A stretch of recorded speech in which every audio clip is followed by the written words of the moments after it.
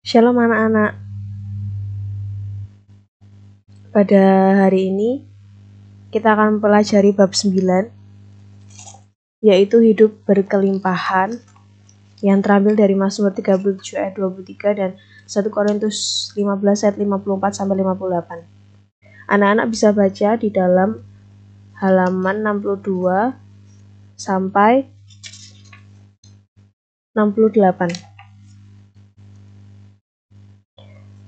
Apa yang harus kita lakukan untuk memiliki hidup yang berkelimpahan? Yang pertama, kita harus menjadikan Kristus sebagai pemimpin hidup kita, sebagai pemimpin hidupnya anak-anak. Kenapa sih Yesus itu layak untuk jadi seorang pemimpin? Karena semasa hidupnya Yesus memang adalah pemimpin. Awalnya banyak orang yang selalu mengikuti karena kuasa kesembuhannya, karena Yesus itu mampu melakukan banyak mujizat. Anak-anak bisa baca di Matius 4 ayat 24-25. Oleh karena banyak mujizat yang dilakukan, maka banyak orang berbondong-bondong untuk mengikutinya dan melihat mujizatnya. Kemudian, Yesus juga mengajarkan bagaimana seharusnya menjalani hidup dengan baik sesuai kehendak Allah. Ia membuka mata orang banyak. Sebagai contoh, ia mengajarkan bagaimana caranya berdoa. Jadi ketika Yesus datang ke dunia ini, ia membawa perubahan yang sangat luar biasa, dan perubahan itu adalah perubahan menuju ke arah yang positif. Perubahan untuk membawa kehidupan setiap manusia itu menjadi lebih baik dan terarah sesuai dengan kehendak Tuhan, seperti itu. Nah, ini bagaimana Yesus itu mengajarkan cara berdoa. Anak-anak bisa baca di halaman 63. Tetapi jika engkau berdoa, masuklah ke dalam kamarmu, tutuplah pintu, dan berdoalah kepada Bapamu yang ada di tempat tersembunyi. Maka Bapamu yang melihat yang tersembunyi akan membalasnya kepadamu. Lagi pula, dalam doamu itu janganlah kamu bertele-tele seperti kebiasaan orang yang tidak mengenal Allah. Mereka menyangka bahwa karena banyaknya kata-kata doanya akan dikabulkan. Jadi janganlah kamu seperti mereka, karena Bapamu mengetahui apa yang kamu perlukan sebelum kamu minta kepadanya. Jadi Yesus mengajarkan intinya, kalau kita berdoa, itu di tempat yang tersembunyi. Sebenarnya nggak harus banget sih, maksudnya gini. Bukan berarti kita kalau berdoa tuh harus di kamar, enggak, kita bisa berdoa dimanapun. Tetapi jangan dilihat-lihatin ke orang. Yang dimaksud Yesus seperti itu, karena pada saat itu kan ahli-ahli Taurat dan orang-orang Farisi kalau berdoa tuh dilihat-lihatin ke orang.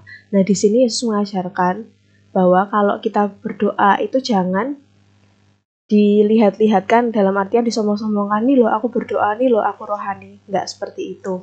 Kemudian jangan bertele-tele. Maksudnya jangan bertele-tele itu ketika kita berdoa, motivasinya jangan sampai supaya dilihat orang, wah doanya bagus, wah doanya luar biasa. Bukan seperti itu. Tetapi doa yang benar-benar terarah kepada Tuhan, berharap sama Tuhan, dan nggak mengharapkan pujian manusia. Seperti itu.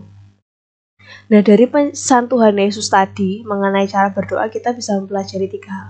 Yang pertama, menaikkan doa bukanlah tindakan yang bertujuan untuk mendapatkan pujian dari orang lain. Nah ini, melainkan untuk membina hubungan pribadi dengan Allah. Kemudian yang kedua, isi doa kita adalah percakapan yang keluar dari hati kita, apa adanya, tidak perlu panjang lebar atau bertele-tele itu tadi.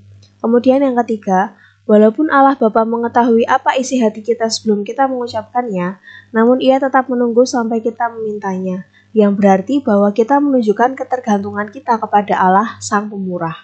Karena Tuhan sebagai Allah kita, sebagai sahabat kita, sebagai Bapa kita itu ingin berkomunikasi dengan kita, meskipun Dia tahu apa yang kita inginkan, tapi Yesus rindu untuk kita tuh berbicara apa yang kita inginkan, mengkomunikasikannya sama Tuhan untuk membangun hubungan seperti itu.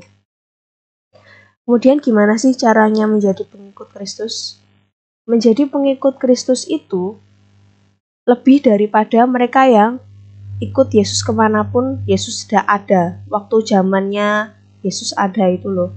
Jadi lebih daripada cuman ngikutin Yesus kemana-mana, kita itu harus mengikuti cara dan gaya hidupnya Yesus. melalui ucapan, melalui yang kita lakukan, melalui yang tidak kita lakukan. Semuanya itu mencerminkan ada Yesus dalam diri kita, ada Roh Kudus yang menuntun kita. Ketaatan kita pada Yesus harus mengatasi segala ketaatan kita pada hal-hal yang lainnya. Nah, seperti itu cara menjadi pengikut Kristus. Kemudian, hukum terutama yang diajarkan Kristus itu adalah mengasihi, karena Yesus sendiri, karena Tuhan sendiri itu adalah kasih. Jadi ketika kita menjadi pengikut Kristus, otomatis kita itu harus mencerminkan kasih di dalam diri kita. Pertanyaannya, apakah kita sungguh-sungguh mengasihi Tuhan di atas segalanya? Setelah mengasihi Tuhan, kita harus mengasihi orang lain seperti diri kita sendiri. Meskipun manusia cenderung mementingkan dirinya sendiri. Ketika manusia cenderung mementingkan dirinya sendiri, kita harus beda. Sebagai pengikut Kristus, anak-anak harus beda. Harus memiliki kasih terhadap Tuhan dan juga sesama seperti mengasihi diri sendiri. Kemudian apa sih yang kita dapatkan ketika mengikut Kristus? Yang pertama, kita dapat jaminan keselamatan yang bisa dibaca dalam Yohanes 3 ayat 17.